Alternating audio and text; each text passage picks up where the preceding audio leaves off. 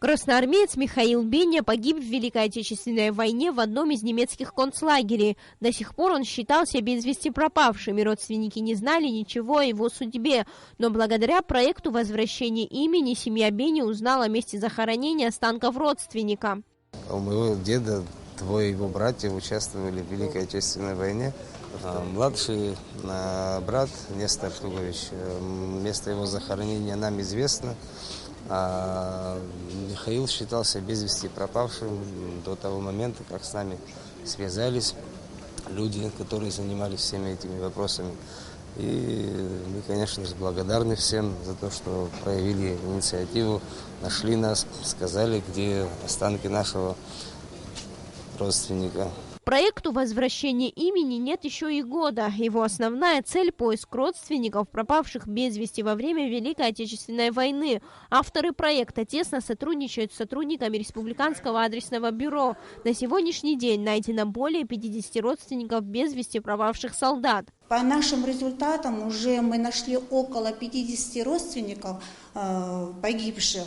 И мы с ними связываемся, находим их контактные телефоны, по которым мы будем дальше работать. Сложная работа заключается в том, что так как те погибших, у нас в картотеке нет, у нас пофамильная картотека, и нам очень тяжело искать родственников, потому что есть, которые были не семейные еще, не было детей, а братья и сестры в данное время мы должны знать их данные, имена и отчества.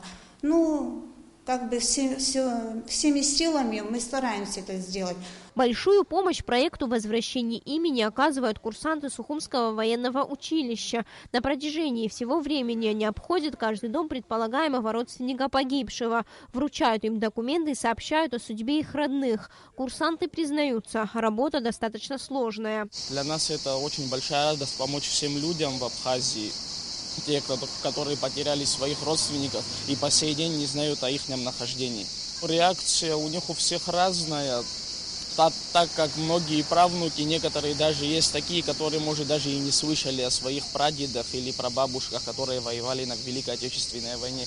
Реакции у многих людей положительные, люди просто в восторге от того, что мы нашли их родственников, и они очень рады этому. Организатор проекта возвращения имени Григорий Скворцов признается, что идея возникла у него год назад, когда в Центральном архиве Министерства обороны России он обнаружил документы военнослужащих из Абхазии, попавших в немецкие концлагеря. Всего в архиве были найдены сведения о 320 выходцах из Абхазии. Я случайно просматривал историю лагеря в Полоцке, лагерь для военнопленных ДУЛАГ-125. Мы в свое время вели там захоронение погибших солдат, которых мы нашли. И представляете, я случайно увидел фамилию Алексей Буюклян из Нового Афона. То есть мне просто трудно было себе представить, что я смогу там найти жителей Абхазии. Я решил поинтересоваться, а что же происходит? Сколько всего жителей Абхазии находится в списках узников концлагерей? Вот сегодня... ровно через год мы занимаемся этим делом. Сегодня этот проект активно развивается. Поиск родственников военнопленных из Абхазии продолжается. Пока в него включилось только абхазское население, но в списке много армян и русских из Абхазии, пропавших без вести на войне. Сария Смыр, Тимур Гуглохия, Абхазское телевидение.